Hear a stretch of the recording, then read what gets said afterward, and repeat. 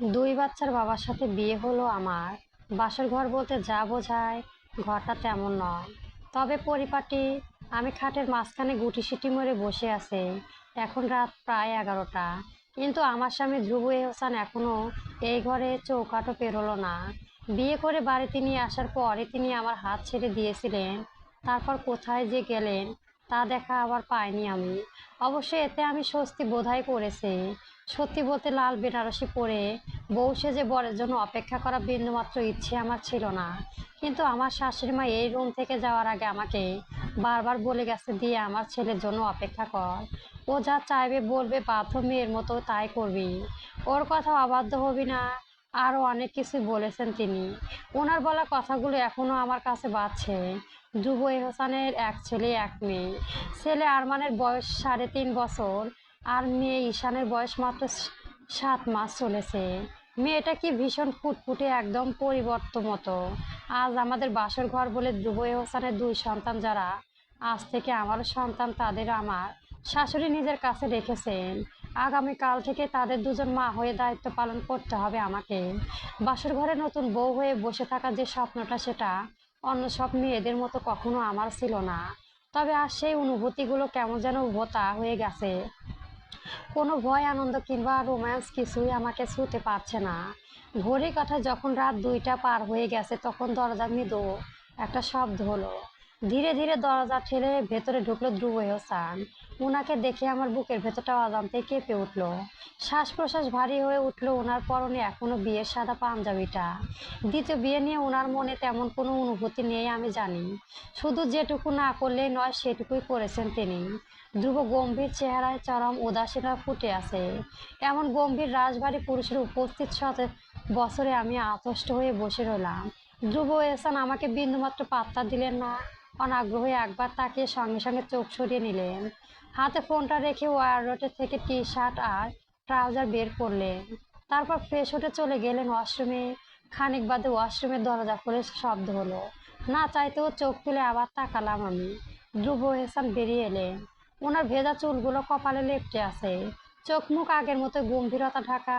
উনি ড্রেসিং টেবিলের উপর থেকে নিজের ফোনটা তুলে নিলেন। তারপর দরজার দিকে পা বাড়ালেন। দরজার হাতলে হাত রেখে একটু থামলেন। তারপর না ফিরে রাশভারী গলায় বললেন, আমি পাশের রুমে থাকবো। এই শাড়িটারি চেঞ্জ করে ফ্রেশ হয়ে ঘুমিয়ে পড়ো। আর মনে রেখো, আমি এই ঘরের একজন মাকে এনেছি, কোনো স্ত্রীকে নয়। তবে তুমি সবই পারো, থাকা খাওয়া সবার পড়ার সব যাবতীয় কিছুই অভাব তোমার হবে না। কিন্তু আমার কাছে এর চেয়েও বেশি কিছু পাওয়ার আশা কোনোদিনও করবে না। কথাগুলো বলেই উনি আর এক মুহূর্তেও দাঁড়ালেন না। দরজায় ভেজিয়ে দিয়ে চলে গেলেন পাশের রুমে। উনার এই কথাগুলো আমার বুকে গিয়ে বিন্দুমাত্র আঘাত করলো না। কারণ যে মেয়ে নিজের বলতে কেউ নেই, কিচ্ছু নেই, এতিম আর অসহায়, তার অহংকার বা অভিমান করার বিলাসিতা অধিকার থাকে না। আজ থেকে আমার একটা নতুন পরিচয় তৈরি হলো। আমি একজন মা। হ্যাঁ, আমি 17 বছরের সেই 2টো বাচ্চার মা হয়ে গেলাম। একটা বড় দীর্ঘশ্বাস ফেললাম। আমার তিক্ত অতীত আর বর্তমানে এই কঠিন জাগতে পিষ্ট হয়ে ওর চোখের দিকে এক ফোঁটা পানি বের হয়ে না, বরং বুকের ভেতরটা কেমন যেন হালকা লাগছে। ধ্রুব এহসান এই রুমে থাকলেও যে স্বস্তি, তার ভীতি আমাকে গ্রাস করত। উনি চলে যাওয়া তার চেয়েও অনেক বেশি স্বস্তি পাচ্ছি আমি। বিছানায় ছেড়ে নেমে দরজা লাগিয়ে দিলাম ভেতর থেকে। এতটা সময় ধরে বসে থাকার কারণে মাজা ধরে গেছে। হাঁটু দুটো কটমট করে ফুটছে। ড্রেসিং টেবিলের সামনে এসে দাঁড়াতেই নিজের প্রতিবন্ধীর দিকে নজর আটকালো আমার। বউর সাথে প্রথমবারের চেয়ে দ্বিতীয়বারে কি আমাকে বেশি সুন্দর লাগছে? লাগছে না বোধহয়। নতুন বউকে যেভাবে সাজানো হয় সেভাবেই তো সাজিয়েছে। কোনো প্রসাধন ব্যবহার করিনি, শুধু শাড়ি, দুপাট্টা আর কিছু গহনা করে আছি। শাড়ি পরিবর্তন করে হাত মুখ ধুয়ে এসে লাইট নিভিয়ে শুয়ে পড়লাম আমি। চোখ জোড়া বন্ধ করে রাখতে ঘুমের হাদিস নেই। অন্ধকার রুমে আর ফ্যানের শোষের শব্দের মাঝে বারবার মনে হচ্ছে জীবনটা যেন আমাকে অনেক আগেই বড় করে দিয়েছে। যে বয়সে অন্যরা ভবিষ্যৎ নিয়ে স্বপ্ন দেখে, সেই বয়সে আমি শিখে গেছি সব স্বপ্নে পূর্ণতা পায় না। বুকের ভেতরে হঠাৎ ভারী হয়ে এলো। মায়ের কথা খুব মনে পড়ছে আজ। মা থাকলে কি আজ খুশি হতেন, নাকি এই বিয়েটা দিতেন না? মা একদিন বলেছিল, দিয়ার জীবন সবসময় তোর ইচ্ছে মতোই চলবে। কঠিন সময় আসবে, কিন্তু ভেঙে পড়া যাবে না মা। যদি আজকে থাকতেন তাহলে আমার মাথায় হাত দিয়ে রেখতেন। দিয়া, ভয় পাস না, সব ঠিক হয়ে যাবে। মা নেই আজ, এই কথাটা বলার মতো কেউ নেই। আমার মা আমাকে কঠিন সময়ে ভেঙে পড়তে নিষেধ করলেও নিজে ঠিকই ভেঙে পড়েছিলেন। চোখের কোণে জমে থাকা পানিটুকু মুছে ফেললাম। না কাঁদলে চলবে না, কারণ এখন আমার শুধু নিজের কথা ভাবলে হবে না। আজ ধ্রুব এহসান ও অবহেলা আর দুঃখ কথাগুলো অন্য কোনো মেয়ের আত্মসম্মানে আঘাত হানাতো। তাকে হয়তো সারা রাত ধরে কাঁদতো, কিন্তু আমার কাঁদতে মনে অবশিষ্ট কিছুই নেই। মা মারা যাওয়ার পর পর আমার আত্মসম্মানও মরে গেছে। আত্মসম্মান না মরলেও এতদিনে আমি মরে যেতাম। যে মেয়ে ছোট্ট জীবনে প্রতিটি পদে পদে বারবার অপমান অপদস্থ হয়েছে, তার কাছে ধ্রুব এই উপেক্ষা তো অত্যন্ত নগণ্য। তিনি এক ঘরে একজন মাকে এনেছেন, স্ত্রীকে নয় ব্যস্ত। আমার নিজের বলতে তো এখন আর কেউ নেই।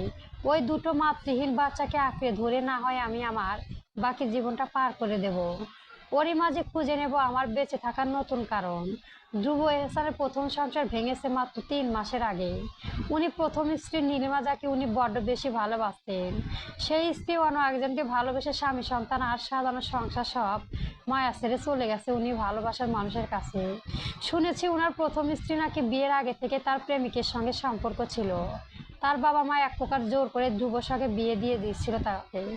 ধ্রুব এই বিষয়ে কিচ্ছু জানতেন না। বিয়ের পর সবকিছু ঠিকঠাক চলছিল। ধ্রুব ছেলে আহমেদের যখন 2 বছর, তখন তখন সামরিক যোগাযোগের মাধ্যমে নীলিমা আবার যোগাযোগটা হয় তার প্রেমিকের সঙ্গে। পুরনো প্রেমিকের সঙ্গে পরক্রিয়া শুরু করেন নিমিলা। স্বামী সংসার সংসার কোনো কিছু প্রতিক্রিয়া না, খেয়াল নেই। একদিন প্রমাণ হতে হতে নাড়তে নীলিমাকে ধরে ফেলেন ধ্রুব। প্রিয় স্ত্রীর এমন সত্য সে নাকি মেনে নিতে পারছিল না। তখন তাদের ডিভোর্স হতে হতে হয়নি। নীলিমার বাবা মা কোনোভাবে চায়নি নীলিমা আর ধ্রুব সংসার ভেঙে যাক। ধ্রুব বাবা মা প্রথমে হতভম্বিত হলেও পরে আরহামের কথা ভেবে দমে গিয়েছিল। নীলিমাও নিজের ভুল স্বীকার করে বারবার মাপ চায় ধ্রুব আর পরিবারের কাছে। নিজের সন্তান আর ভালোবাসার মুখের দিকে তাকিয়ে ধ্রুব দ্বিতীয় সুযোগ দেন নীলিমাকে। এরপর 3 জনের সুখের সংসার শুরু হয় আবার। ধ্রুব ভুলে গিয়েছিল স্ত্রীর সব দোষ আর ভুল। নীলিমার দ্বিতীয়বারের মতো অন্তঃসত্ত্বা হয়। দ্বিতীয় বাচ্চা নেওয়ার জন্য ধ্রুব আর নীলিমা বাবা মা এক প্রকার চাপিয়ে দিচ্ছিলেন তাকে।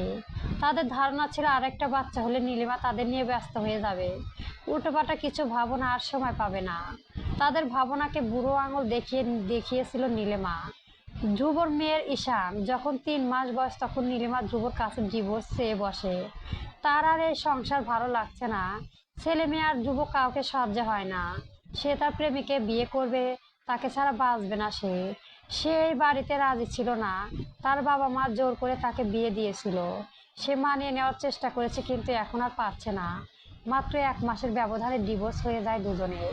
ডিভোর্সের পর থেকে আরহাম আর ঈশান গ্রামে আমার শ্বশুর শাশুড়ির কাছে রয়েছেন। সংসার সামনে ছোট ছোট 2জন বাচ্চা লালন পালন করতে গিয়ে আমার মধ্যবয়স্ক শাশুড়ি হিমশিম খাচ্ছিলেন।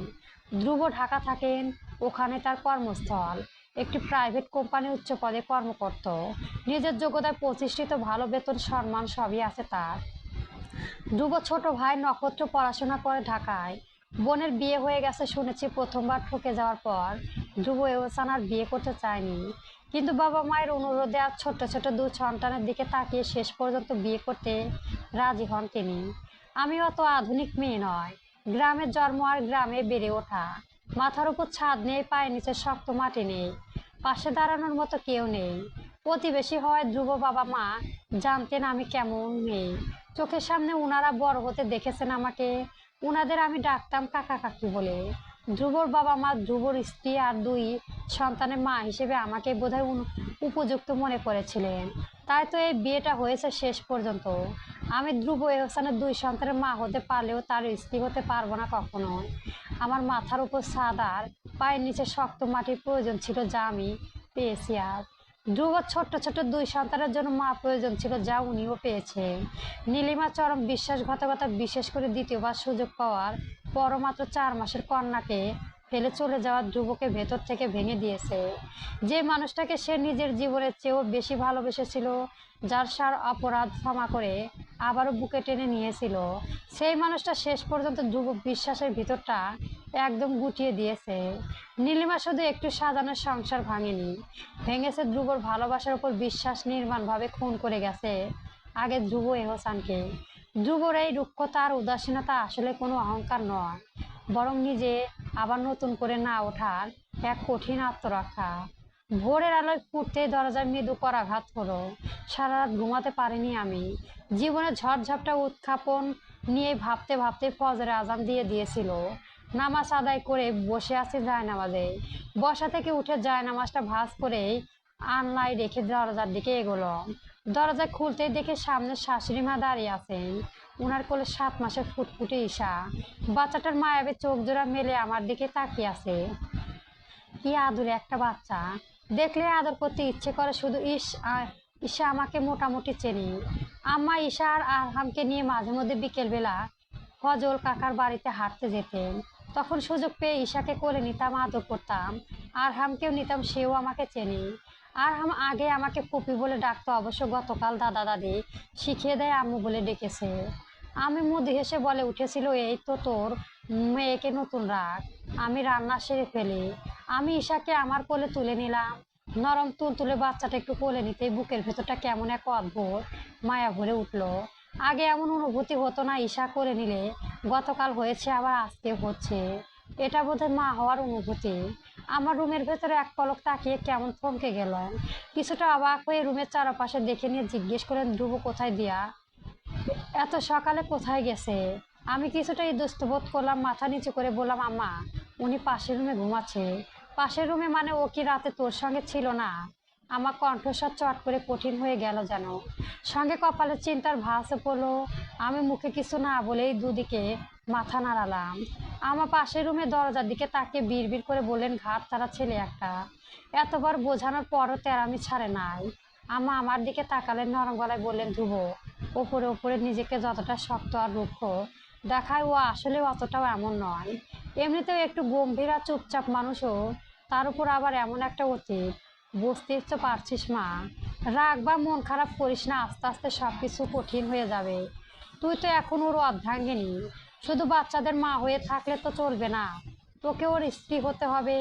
আম্মা একটু থেমে একদম দম নিয়ে আবার বললেন, মানুষের জোর করে ফেলানো যায় না, মায়া দিয়ে ফেরাতে হয়।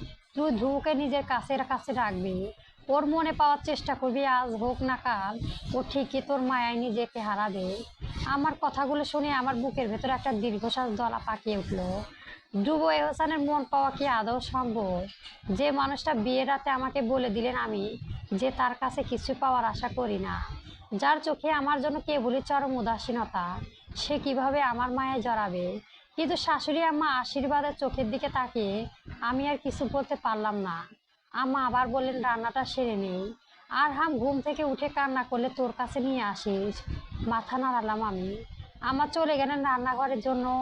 আমাদের বিয়েটা সাদামাটা ভাবেই হয়েছে। এবারে থেকেও কোনো আত্মীয় স্বজনের দাওয়াত দেওয়া হয়নি। আমার একমাত্র ননদ কোহিনূর এখনো বাড়িতে আসেনি। আজ আসবে সে স্বামী সন্তান নিয়ে। তাদের আস্তে আস্তে বিকেল হবে বোধহয়। শুনেছি আমার ননদেই বিয়েতে রাজি ছিল না, তার ভাইয়ের পাশে আমাকে মানায় না। আমার চেয়েও অনেক ভালো মেয়ে পাওয়া যাবে তার ভাইয়ের জন্য। আব্বা আম্মা তার মতো বিরুদ্ধে গিয়ে ঠিক করায় সে রাগ করে বসেছিল না। গতকাল সন্ধ্যার পর কর করে জানিয়েছে আজ আসবে।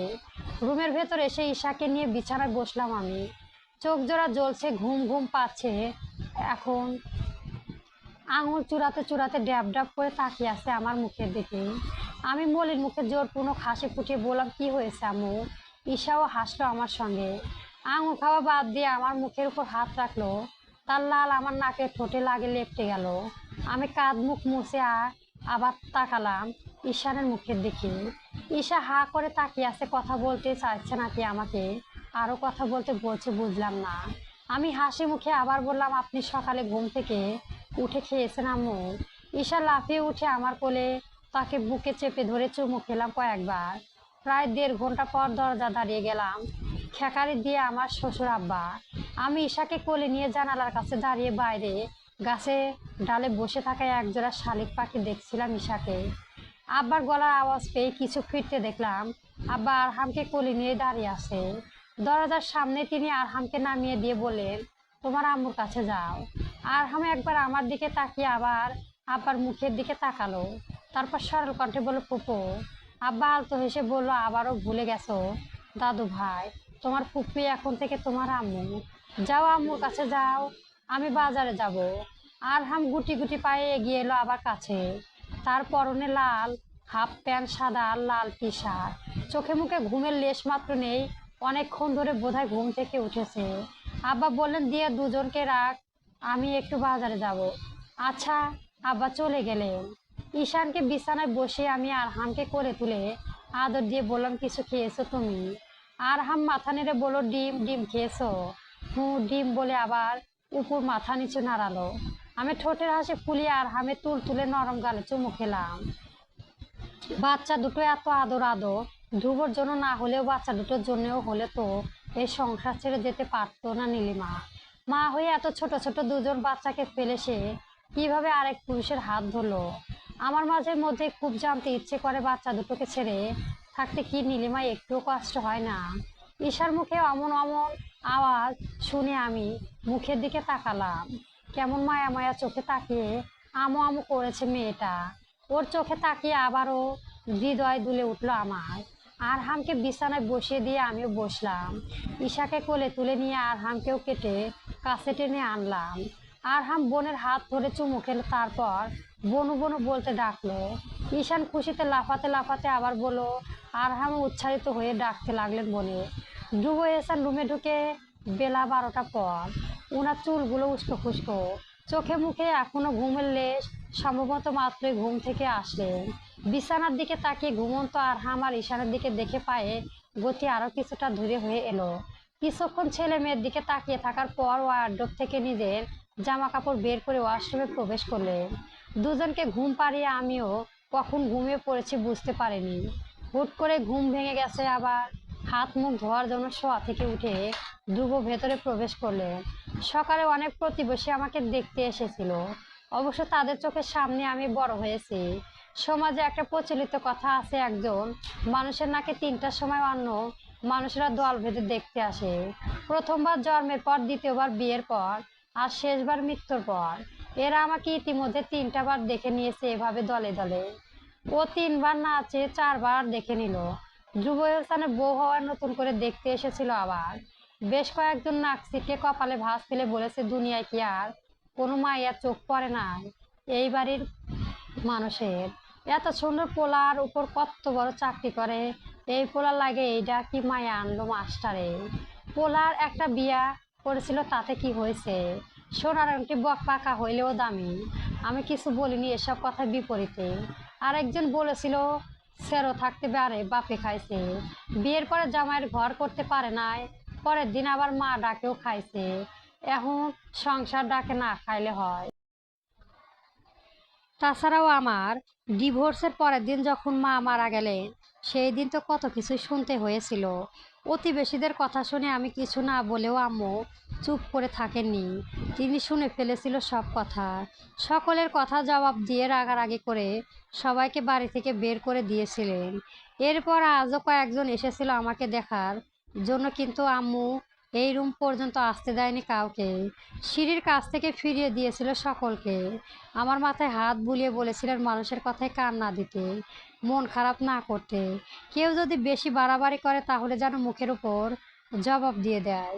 আমার শাশুড়ি যে ভীষণ ভালো মনের মানুষ, সেটা আমি আজকে আবারও বুঝতে পেরেছি। এভাবে ছেলের বউয়ের পক্ষ নিয়ে কাউকে কোনোদিন কথা বলতে দেখিনি। উল্টো সবাই সবার ছেলের বউকে নিয়ে একে অপরের কাছে গীবত করে। ঈশা ঘুম থেকে উঠে গেল, চোখ বন্ধ রেখে কাঁদছে সে। আমি ব্যস্ত হয়ে তার ভেজা প্যান্টে প্যান্ট দিয়ে কোলে তুলে আদর করে করতে করতে কান্না থামানোর চেষ্টা করতে লাগলাম। তার কান্না শুনে আরহাম ঘুম থেকে উঠে গেল। সেও হু হু করে কাঁদতে লাগলো, আম্মু আম্মু ডাকতে ডাকতে। দুজনকে নিয়ে পড়লাম মহা ঝামেলায়। এখন আমি কার কান্না থামাবো? এক হাতে ঈশানকে বুকে চেপে ধরে মৃদু কণ্ঠ ঝাঁকাতে শান্ত করার চেষ্টা করলাম। অন্য হাতে বাড়িয়ে আরহামের মাথায় হাত ঝুলিয়ে বললাম, আমি এখনো আছি, কেঁদো না তুমি। আরহাম আমার মুখের দিকে তাকালো, তারপর চুপ হয়ে গেল। চোখের পানিতে গাল দুটো ভিজে গেছে তার। আরহামকে পুরোপুরি শান্ত করে ঈশানে কে নিয়ে পুরো রুমে হাঁটতে লাগলাম।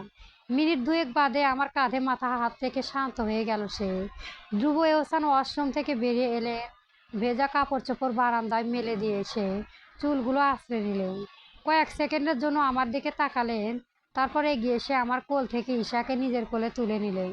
বাচ্চাকে কোলে নিতে উনার শক্ত মুখে আওয়াজটা যেন কিছুটা নরম হলো। ঈশার কপালে একটা গম্ভীর চুমু খেয়ে নিচু স্বরে বলল, আমার আম্মা জানের ঘুম ভেঙেছে। ঈশা বাবার মুখের দিকে তাকিয়ে থাকলেও কিছু বলছে না।